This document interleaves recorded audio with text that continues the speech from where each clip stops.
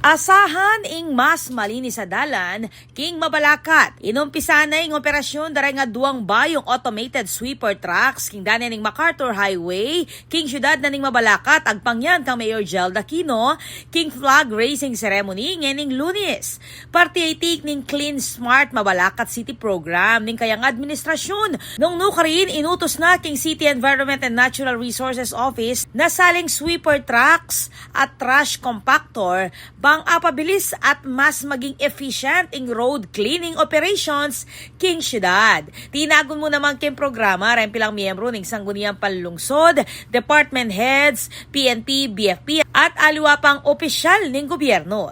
Pepasalamat naman ni Mayor Aquino kareng frontliners at NGOs para king karelang meging serbisyo king ligtas sa pamagmasusi ning Maleldo. Ako po, Patricia Mamangon para king News Force Pampanga, Balitang Tutuking Balen, Susuyo.